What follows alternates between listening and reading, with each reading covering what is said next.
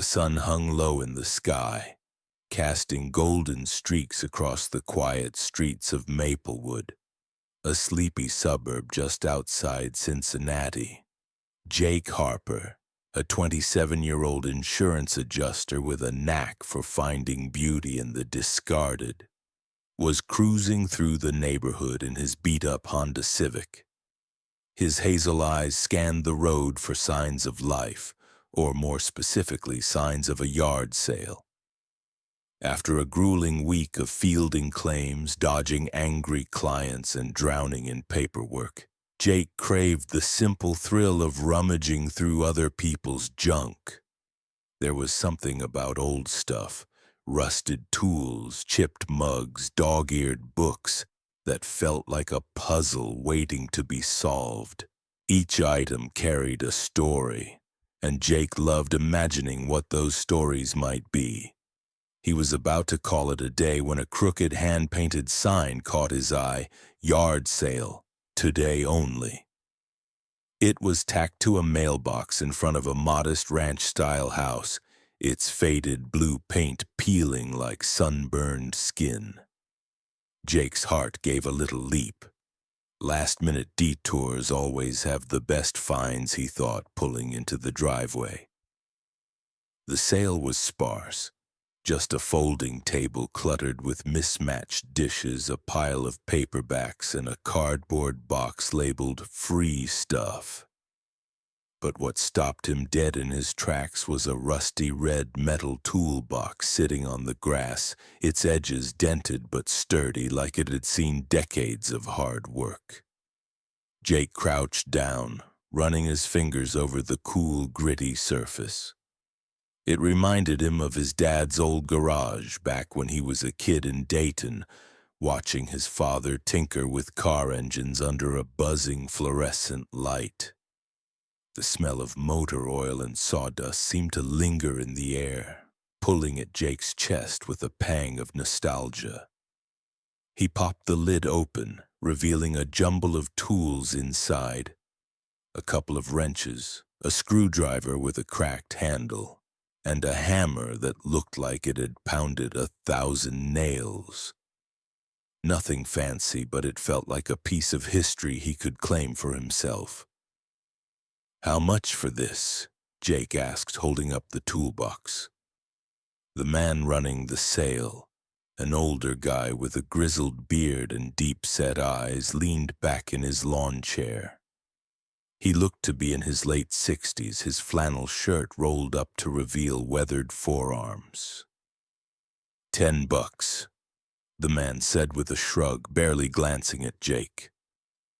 His voice was flat, like he couldn't care less if the toolbox sold or not.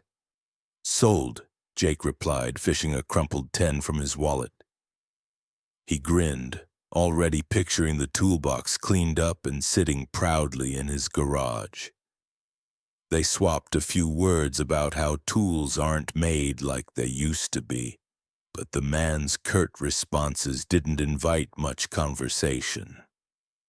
Jake hauled his prize to the car, the weight of it grounding him with a sense of victory. As he drove home, the toolbox rattled softly in the trunk, a quiet promise of weekend projects and simpler times.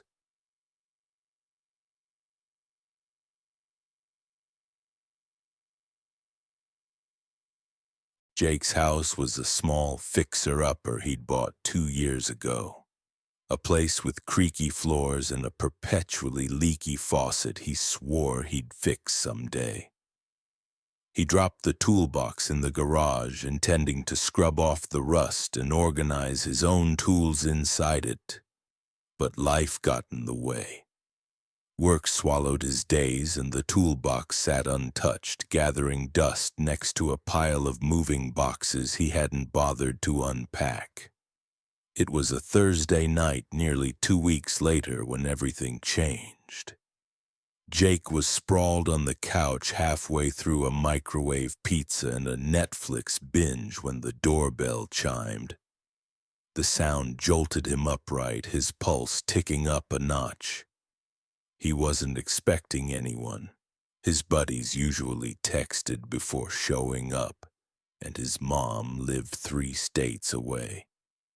Wiping his hands on his jeans, he shuffled to the door, peering through the peephole. A man stood on the porch, his silhouette sharp against the glow of the street light. He was in his early 40s, wiry, with close-cropped dark hair and a face carved with hard lines like someone who'd lived a life of bad decisions. His hands were stuffed in the pockets of a faded denim jacket, but his posture screamed tension. Jake's gut twisted, a primal warning he couldn't shake. Still, he cracked the door open, keeping the chain locked. "Hey, can I help you?" Jake asked, his voice steady despite the unease crawling up his spine. The man's eyes locked onto his, unblinking. "You bought a toolbox at a yard sale a couple weeks back, right?" His voice was low, gravelly, like he'd smoked a pack a day for years. Jake blinked, caught off guard. Yeah. How'd you know that?" "It's mine," the man said, leaning closer. The chain rattled as he pressed against the doorframe. "Got sold by mistake. I need it back." The words hit Jake like a slap. His mind raced, replaying the yard sale. The old man hadn't mentioned anything about the toolbox belonging to someone else. Jake had paid for it, fair and square. But the stranger's intensity, the way his jaw clenched, made Jake's skin prickle. "Look, I'm sorry, but I bought it from the guy running the sale," Jake said, forcing calm into his tone. "If there's a mix-up, maybe you should talk to him." "It's mine," the man repeated, his voice sharpening. "I don't want trouble, just give it back." Jake's grip tightened on the door. Something about this guy wasn't right. His eyes were too wild, his words too desperate. "I don't have it here," Jake lied, his heart thudding.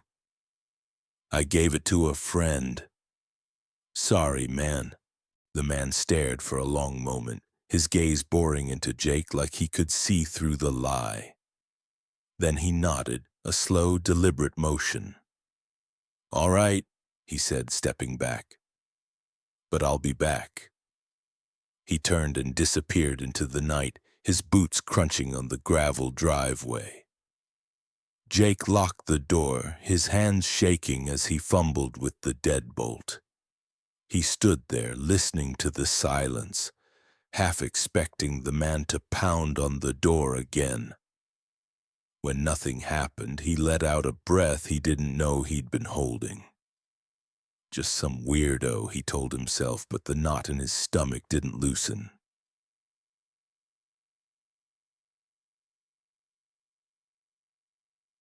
Two days later, the man came back.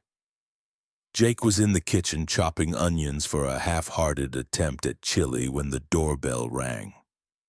He froze, the knife hovering over the cutting board. The ringing turned to knocking, hard, insistent bangs that echoed through the house. Jake crept to the living room, peering through the blinds. It was him again, pacing the porch like a caged animal, his fists clenched. "Hey!" the man shouted, his voice muffled through the door. "I know you're in there! Give me the damn toolbox!" Jake's mouth went dry. He backed away, his pulse hammering in his ears. The knocking grew louder, rattling the door frame, and then he heard it. The faint jiggle of the doorknob. His stomach lurched. Had he locked it? He couldn't remember. Panic surged through him as he lunged for the door, slamming the deadbolt into place just as the knob turned. "Get out of here!" Jake yelled, his voice cracking. "I'm calling the cops." The knocking stopped. For a moment there was only silence, heavy and suffocating. Then the man's voice came again, low and menacing. "You're gonna regret this." Jake grabbed his phone, his fingers trembling as he dialed his friend Mike. "Dude, some guy's freaking out over this toolbox I bought," he said when Mike picked up. He's trying to break in. Break in? Mike's voice was sharp. Jake, call the police now. I don't know, man, Jake said, pacing the living room. He hasn't done anything yet, not really. Doesn't matter, Mike snapped. This guy sounds unhinged. You want to wait until he kicks the door down? Jake hung up, staring at the phone. Mike was right, but calling the cops felt like escalation, like admitting he was scared. Instead, he double-checked every lock, turned on every light, and sat on the couch with a baseball bat across his lap, listening for any sound outside. The night passed without incident, but sleep never came.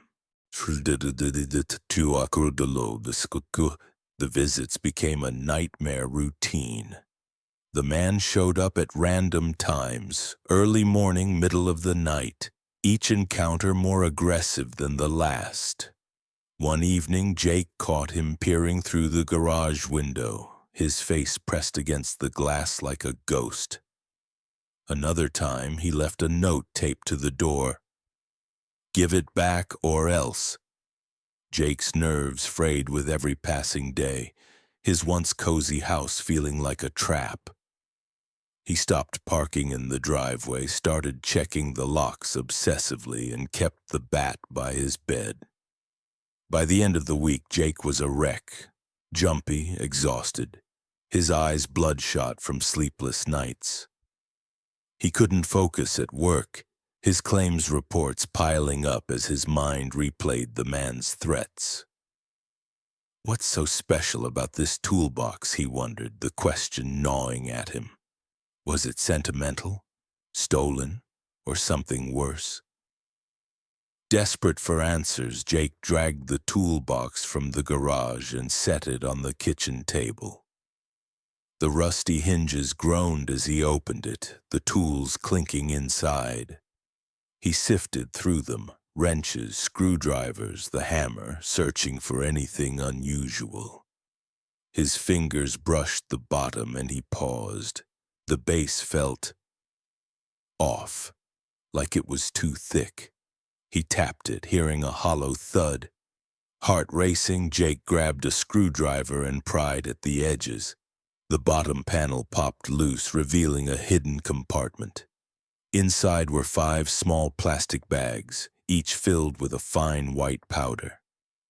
Jake's breath caught in his throat, his mind screaming one word: drugs. This wasn't about nostalgia or ownership. The man wasn't after the toolbox, he was after his stash. Jake stumbled back, the room spinning. His hands shook as he shoved the panel back into place, his thoughts a chaotic blur. What do I do? Keep it? Destroy it? He imagined the man breaking in, finding the drugs gone, and his blood ran cold. This wasn't just a yard sale mistake. It was a ticking bomb. The next morning, Jake drove to the police station, the toolbox rattling in the passenger seat. His stomach churned as he handed it over to a bored-looking officer, explaining everything. The yard sale, the stranger, the hidden compartment. The officer's eyes sharpened when Jake mentioned the bags. You did the right thing, the officer said, scribbling notes. We'll take it from here, but be careful. If this guy's desperate, he might not stop. Jake nodded, the words sinking like stones. He left the station feeling lighter, but the officer's warning clung to him. As he pulled into his driveway that evening, the world seemed to tilt. The porch light was off, plunging the front of the house into darkness. Jake's heart thudded as he grabbed his phone and stepped out of the car, scanning the shadows. Then he saw it. The front door was ajar, the lock splintered. A chill shot through him, his breath hitching. He dialed 911, his voice trembling as he whispered to the operator. Someone broke into my house. The door's open. I don't know if they're still inside. Stay outside, sir, the operator said. Police are on the way. But Jake couldn't wait. This was his home, his sanctuary, and some bastard had violated it. Gripping his phone like a lifeline, he pushed the door open and stepped inside. The living room was a war zone. Cushions slashed, bookshelves toppled, papers scattered like confetti. His chest tightened, anger mixing with fear. He moved to the kitchen where cabinets hung open, dishes shattered on the floor. The fridge was emptied, milk pooling on the counter like blood. A noise stopped him cold. Footsteps, quick and heavy, coming from the hallway. Jake froze, his pulse roaring in his ears. He pressed himself against the wall, straining to listen. The back door slammed, and through the window he glimpsed two figures sprinting across the yard, vanishing into the night. Jake's knees buckled, relief and terror crashing over him. He stayed rooted to the spot until sirens wailed in the distance. When the police arrived, he recounted everything, his voice shaking as he described the men he'd barely seen. The officers swept the house, their flashlights cutting through the dark. They were looking for the toolbox, one cop said, his tone grim. But it's gone now, right? Yeah, Jake said, swallowing hard. It's with you guys. Good, the cop replied. They might come back, but without the drugs, they've got no reason to stick around. Get new locks, maybe a camera. Jake nodded, but the words felt hollow. His home wasn't safe anymore. Over the next few days, he replaced the locks, installed a security system, and crashed at Mike's place, unable to face the empty house alone. Every creak, every shadow made him jump, his mind conjuring the man's face in every dark corner. Weeks passed without another visit, but the fear never left. Jake stopped going to yard sales, the thrill replaced by dread. He'd wanted a piece of nostalgia, a connection to simpler times, but what he got was a lesson in how easily innocence could unravel. The toolbox was gone, but its shadow lingered, a reminder that some deals come with a price you can't afford.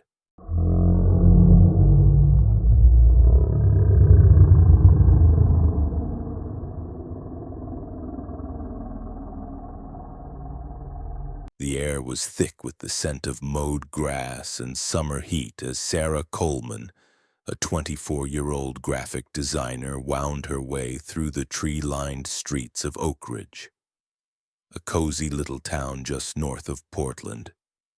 Her beat-up VW Beetle hummed along, the windows down, letting the breeze tug at her auburn curls. Sarah had always been a collector of oddities. Old vinyl records, retro Polaroids, anything that felt like a time capsule. But her true obsession was VHS tapes. There was something magical about their clunky plastic cases, the soft whir of rewinding, the grainy flicker of movies she'd loved as a kid. After a week hunched over her laptop, tweaking logos for picky clients, a Saturday morning hunting for treasures was exactly what she needed to feel alive again. She wasn't looking for anything specific when she spotted a handwritten sign flapping in the breeze. Yard sale, moving out. It was taped to a lamppost outside a split-level house with overgrown shrubs and a sagging porch. Sarah's heart skipped a beat. Moving sales were gold mines full of stuff people were desperate to ditch. She parked, grabbed her reusable coffee mug, and strolled over, her sneakers crunching on the gravel driveway. The sale was a hodgepodge of forgotten relics, chipped teacups, a wobbly card table piled with clothes, a box of dog-eared sci-fi novels. But what stopped Sarah in her tracks was a cardboard box tucked under a folding table labeled VHS, $5 for all. Her pulse quickened as she knelt to inspect it, her fingers brushing the faded spines. E.T., The Goonies, Jurassic Park, classics that made her grin like a kid again. But buried at the bottom was something different, a black VHS tape, its label peeled off, leaving only a sticky residue. It felt heavier than the others, like it held a secret. Sarah glanced at the guy running the sale, a middle-aged man in a faded Hawaiian shirt sipping iced tea in a lawn chair. "This box still $5?" she asked, holding it up. He barely looked at her, just nodded. "Take it. We're clearing everything out." She handed over a crumpled $5, her excitement bubbling over as she hauled the box to her car. The unmarked tape nagged at her imagination. A bootleg concert? A cheesy home video? The possibilities were endless, and Sarah couldn't wait to find out.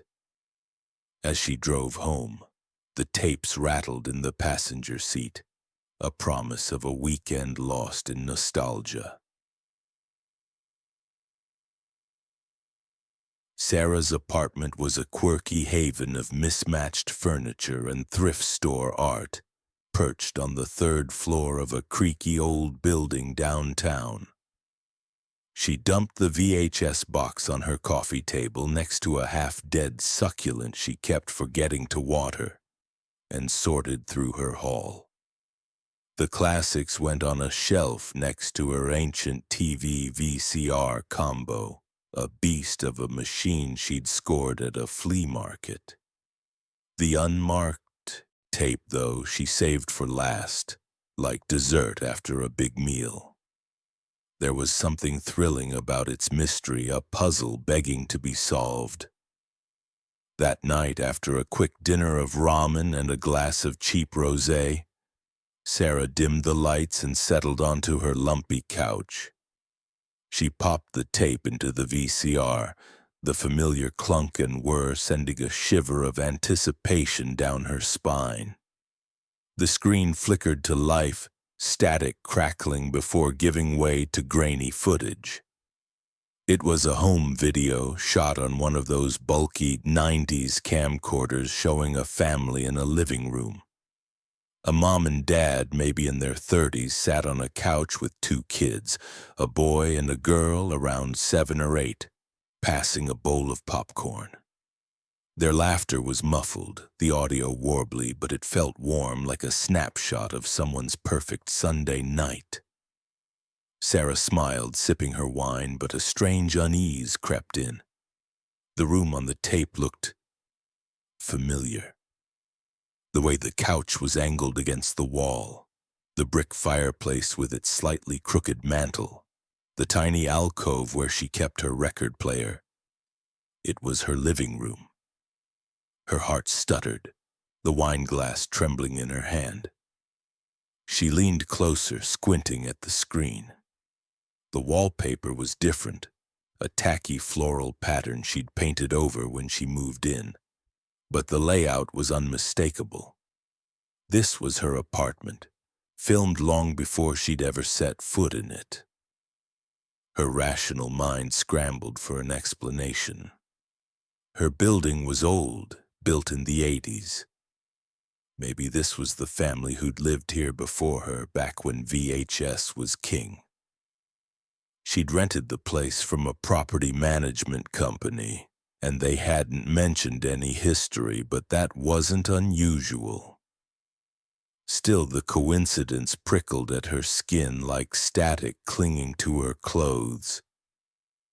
She hit pause, the frozen image of the family staring back at her, their faces blurry but oddly intense. Sarah shook her head, forcing a laugh. "Get a grip, weirdo," she muttered, hitting play again. The footage continued, but the mood had shifted. The kids' laughter faded, their eyes darting toward the edge of the frame. The mom pulled them closer, her smile tight, while the dad whispered something, his jaw tense. Sarah's stomach twisted, her earlier excitement souring into dread. The camera panned slightly, revealing shadows on the far wall. Long, jagged shapes that didn't match the family's movements. They flickered like candle flames, unnatural and wrong. One of the kids pointed toward the hallway, his face pale. The mom shook her head, clutching him tighter. Sarah's breath hitched, her fingers digging into the couch. The audio grew distorted, faint whispers weaving through the static, too soft to make out. The family's eyes locked on the hallway, their expressions crumbling into fear. The camera jolted as if dropped, and the screen erupted in static. When the picture returned, it was angled at the floor, showing only the family's feet. The whispers grew louder, layered with the muffled sound of crying. Then came a thud, heavy, deliberate, like boots on hardwood. The tape cut to black. Sarah sat frozen, her heart pounding so hard it hurt. The silence in her apartment felt oppressive, the shadows deeper than they should be. She ejected the tape, her hands shaking, and set it on the coffee table like it might burn her. Her mind raced, grasping for logic. It's just a prank, she told herself. Some artsy film student's project left in the box by accident. But the image of that family, their terror so raw, clung to her like damp clothes. She glanced at the hallway leading to her bedroom, half expecting to see those shadows from the tape. Sleep was out of the question. Sarah spent the night on the couch, the TV on for comfort, its blue glow pushing back the dark. Every creak of the old building made her jump, her imagination conjuring footsteps where there were none. By morning, exhaustion had dulled her fear, but curiosity burned brighter. She had to know more about the tape, about what she'd seen.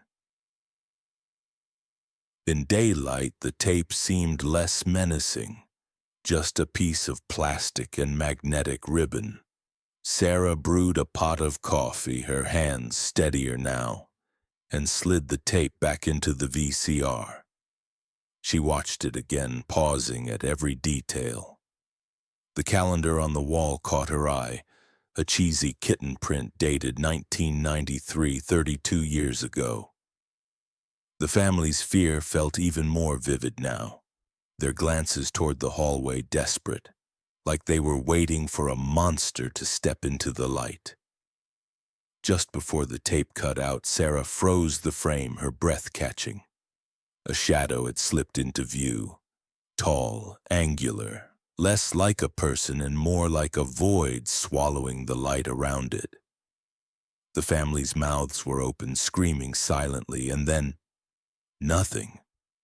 Sarah rewound and replayed it, her skin crawling. It wasn't a trick of the light or a bad edit. That shadow was real, or at least as real as anything on that tape could be. She grabbed her laptop and started digging, searching for anything about her building's history. The internet offered nothing. No news articles, no records of tenants from the 90s. Frustrated, she remembered Mrs. Delaney, the elderly woman downstairs who'd lived in Oak Ridge forever. Sarah knocked on Mrs. Delaney's door that afternoon, the tape tucked under her arm like a guilty secret. The old woman answered, her face creasing with a smile that faded when Sarah mentioned the apartment's past. "You're asking about the third floor?" Mrs. Delaney's voice was tight, her eyes flicking away. "Folks don't like talking about it." "Why not?"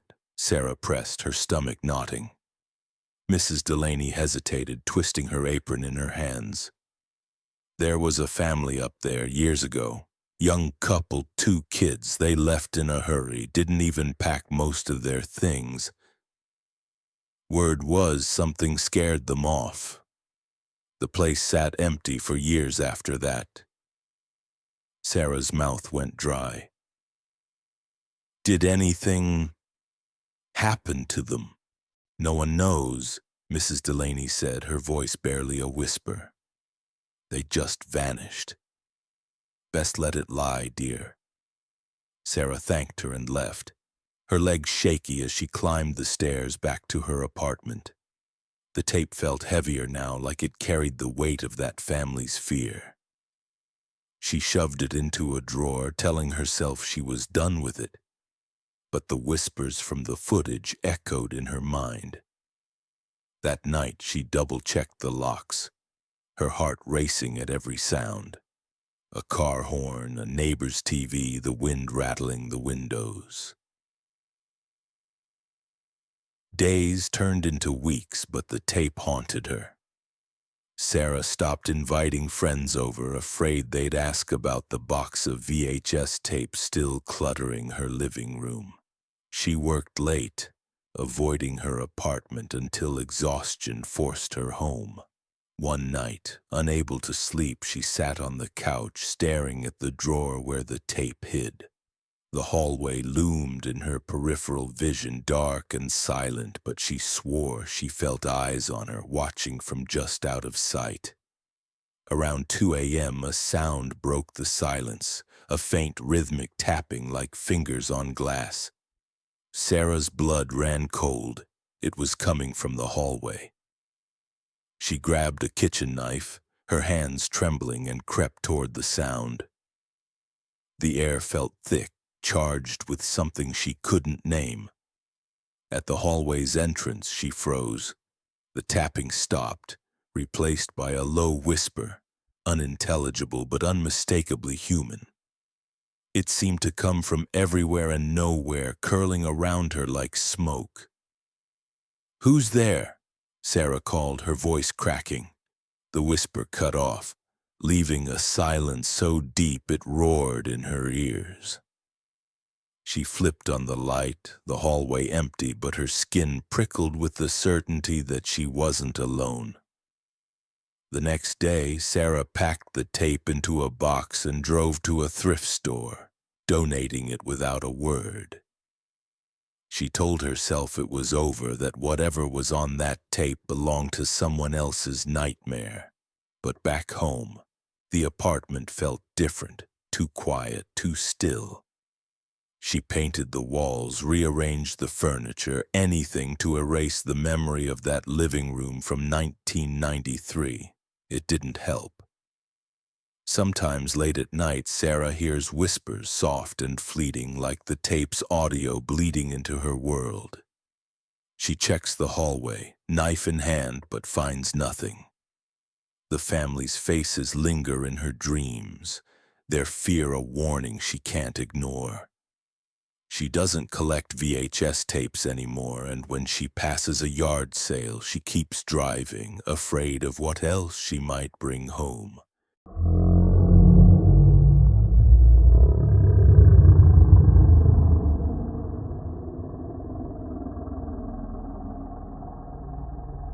The morning sun spilled over the hills of Franklin, Tennessee, painting the world in shades of honey and amber. Emily Nguyen, a 29-year-old high school art teacher, was out for her weekend ritual, scouring yard sales for hidden gems to brighten her classroom or her tiny duplex. With her dark hair pulled into a messy bun and a thermos of chai latte in hand, she felt alive, ready to unearth something special. Emily had a knack for seeing potential where others saw junk. Chipped vases became planters, faded scarves turned into wall hangings.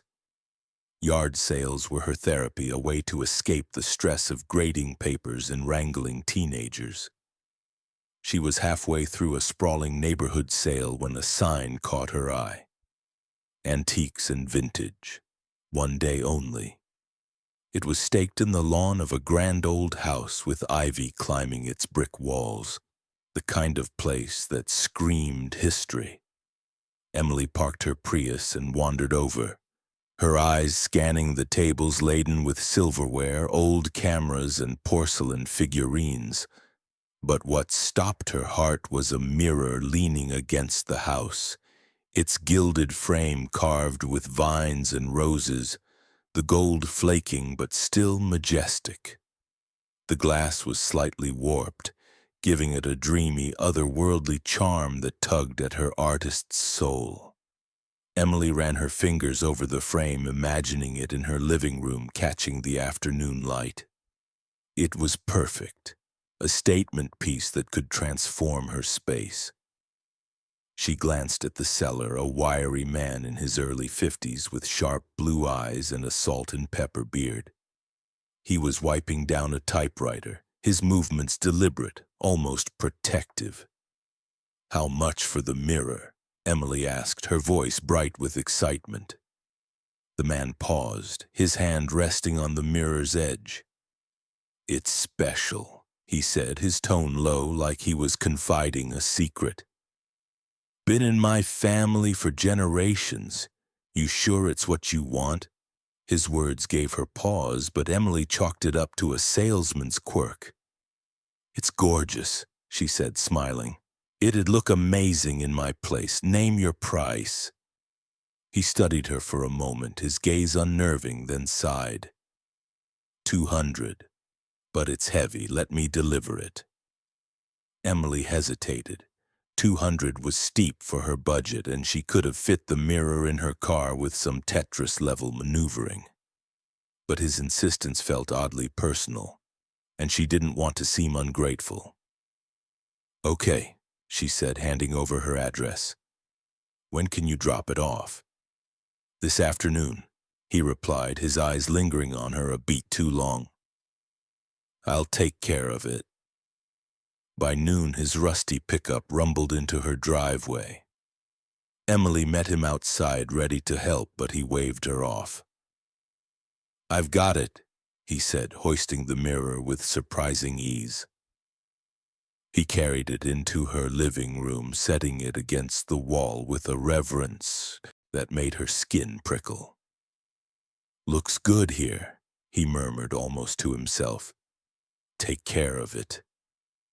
"Thanks," Emily said, forcing a smile. He didn't leave right away, his eyes sweeping the room like he was memorizing it. When he finally drove off, she locked the door, a wave of relief washing over her.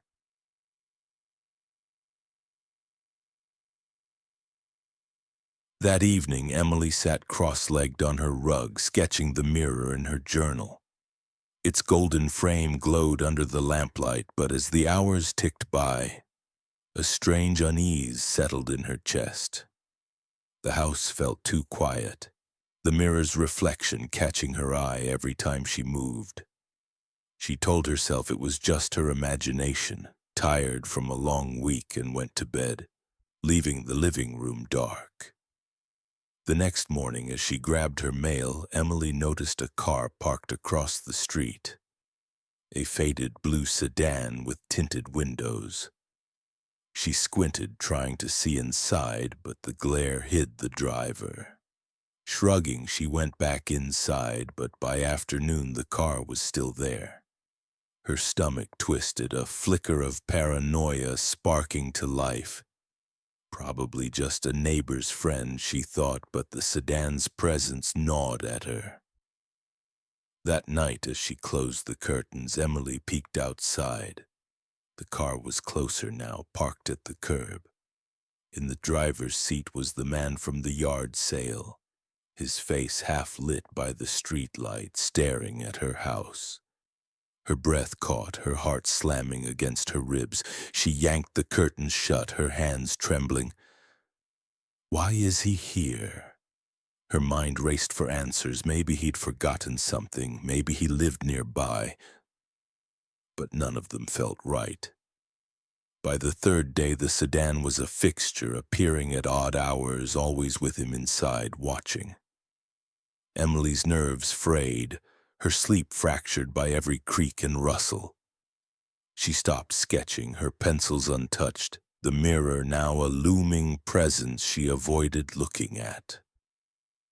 On the fourth night, she couldn't take it anymore. The sedan was back, parked right in her driveway, its headlights cutting through the dark. Emily grabbed her phone, her fingers clumsy as she dialed her friend Lauren. "There's this guy," she whispered, her voice shaking. "He sold me a mirror and now he's outside my house all the time." "What the hell?" Lauren's voice was sharp. That's not okay. Call the cops." "I don't know," Emily said, pacing. "He hasn't done anything, not really." "Stalking you is something," Lauren snapped. "Do it or I will." Emily hung up, her resolve hardening. She peered through the blinds, her pulse racing as she saw him step out of the car. He didn't approach the house, just stood there staring at the windows. Her fear boiled into anger. This was her home and he had no right to invade it. She flung open the door, stepping onto the porch. "Hey!" she shouted, her voice steadier than she felt. "What do you want?" He froze, his eyes locking onto hers. For a moment he looked startled, then his expression hardened. Without a word, he climbed back into the sedan and peeled out, tires screeching. Emily stood there, her breath ragged, adrenaline coursing through her. She'd won, hadn't she? But the victory felt hollow, her hands still shaking as she locked the door. The next night, Emily was in the kitchen chopping vegetables when headlights flooded the living room. Her knife slipped, nicking her finger, blood welling up as she ran to the window. The sedan was back, parked in her driveway, and he was out, pacing the sidewalk. Her heart pounded, fear choking her. She grabbed her phone and dialed 911, whispering to the operator as she locked every door and window. "He's outside," she said, her voice barely audible. "He's been watching me for days." "Stay calm, ma'am," the operator replied. "Police are en route." Emily crouched behind the couch, clutching a baseball bat, her eyes fixed on the front door. The man didn't try to enter, but his shadow moved across the windows, slow and deliberate. Every step echoed in her chest, her breath shallow. Sirens wailed in the distance, and she heard the sedan's engine roar as he sped off, vanishing before the police arrived. The officers took her statement, their flashlights sweeping the yard. "We'll run the plates," one said. "But without a crime, there's not much we can do unless he comes back." Emily nodded, her throat tight. After they left, she dragged the mirror to the garage, covering it with a tarp. Its beauty was tainted now, a reminder of eyes in the dark. She slept with the lights on, the bat by her bed, but rest was fleeting. Every noise was him, every shadow his silhouette. Weeks passed without a sign of the sedan, but Emily's world had shifted. She stopped going to yard sales, the thrill replaced by dread. She hung the mirror back in the living room, hoping to reclaim her space, but it felt wrong, like it still belonged to him. Sometimes she caught her reflection and swore it wasn't hers, a trick of the warped glass or something deeper. Emily never learned why he watched her, whether it was obsession or something tied to the mirror's past. She considered selling it, but the thought of passing it on felt reckless, like handing someone a curse. For now, it stays, a silent witness to her fear, a lesson that beauty can hide shadows too dark to face.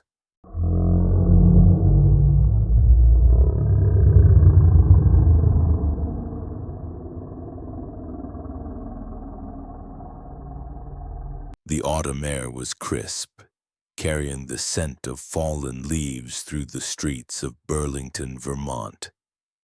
Clara Bennett, a 32-year-old bookstore manager, was on her usual Saturday hunt for vintage treasures.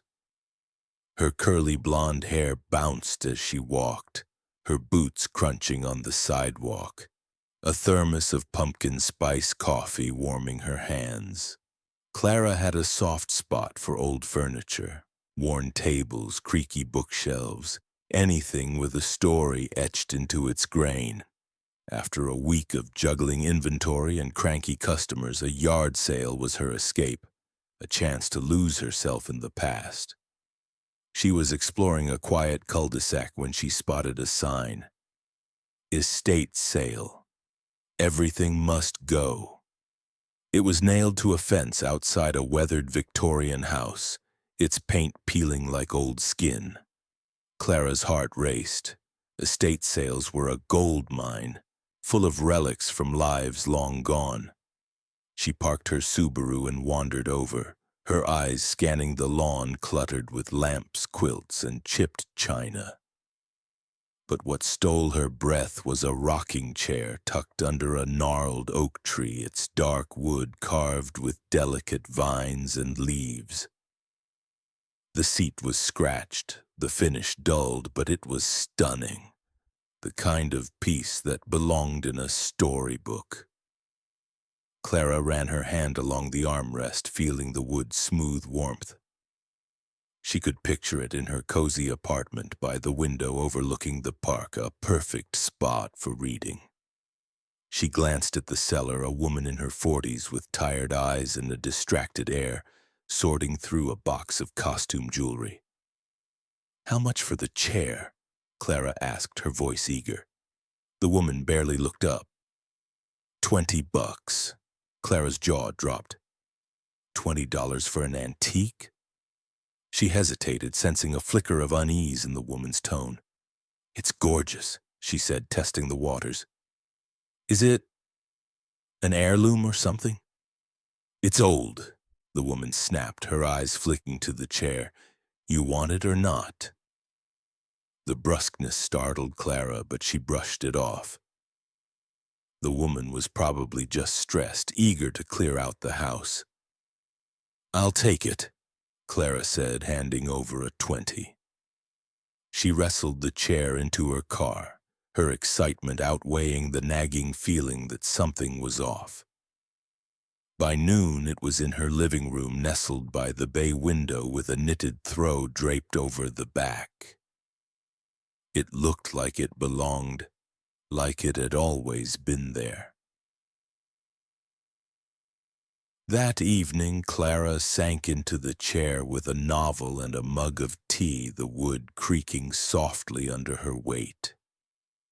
The gentle rocking motion was hypnotic, lulling her into a rare moment of peace. She stayed there until midnight, lost in her book, the world outside forgotten. As she turned off the lights and headed to bed, the apartment settled into silence. The kind that felt alive with possibility. But around 1 a.m., Clara woke to a sound, a faint rhythmic creaking like the chair rocking on its own. She lay still, her heart ticking faster, straining to listen. The noise continued, slow and deliberate, then stopped abruptly. Just the floorboards, she told herself, though her pulse didn't slow. She rolled over, pulling the blanket tight, but sleep was a lost cause. The creaking became a nightly ritual, always around the same time, sometimes soft, sometimes loud enough to jolt her awake. Clara started avoiding the living room after dark, her evenings spent in her bedroom with the door shut. One morning she noticed the chair had shifted, angled slightly toward the window. Her stomach dropped. She lived alone and she hadn't touched it. She shoved it back into place, her hands trembling, and tried to focus on work, but the chair loomed in her thoughts. A puzzle she couldn't solve. Desperate to prove she wasn't losing it, Clara set a trap. After dinner, she rocked in the chair for an hour, testing its movement. It felt normal, nothing mechanical or loose. Before bed, she placed a strip of tape under one leg, marking its position on the floor. If it moved, she'd know. At 2 a.m., the creaking woke her, louder, angrier, the wood groaning like it was under strain. Clara threw on her robe and ran to the living room, her breath hitching. The chair was rocking furiously, the throw blanket slipping to the floor. "Stop!" she shouted, her voice echoing in the empty apartment. The chair froze, the silence deafening. Clara's eyes darted to the tape. It was torn, the chair inches from its mark. Fear gripped her, raw and primal. She backed away, her skin crawling, and spent the night on the couch, the lights blazing. By morning, exhaustion dulled her panic, but the chair's presence felt heavier, like it was watching her. She called her friend Maya, her voice shaky as she spilled everything. "That's creepy as hell," Maya said, her tone serious. "Get rid of it, Clara, today." "I don't know," Clara said, pacing. "It's just a chair, right? Maybe I'm imagining things." Maya arrived an hour later, her skepticism fading when the creaking started again, unprompted. "Nope," she said, her eyes wide. "That's not normal." The final straw came 2 nights later. Clara, desperate to reclaim her home, slept in the living room, a blanket wrapped around her. At 3 a.m., a loud bang jolted her awake. The chair was slamming against the wall, rocking so violently it seemed alive. The throw blanket was on the floor, the air thick with a cold she couldn't explain. Clara screamed, scrambling to her feet as the chair kept moving, its rhythm relentless. She grabbed her keys and ran, not stopping until she was in her car, her breath fogging the windows. The next morning, she dragged the chair to the curb, taping a sign to it. "Free. Take it." By noon, it was gone, but the relief she'd hoped for never came. Her apartment felt hollow, the living room tainted by something she couldn't name. Clara stopped buying vintage furniture, the charm replaced by dread. She rearranged her home, painted the walls, but the memory of that chair lingered, its creaking echoing in her dreams. Sometimes late at night she swears she hears it, a faint rhythmic sound like a ghost that never left. Whatever she brought home that day, it wasn't just a chair, and Clara knows now that some stories are better left untold.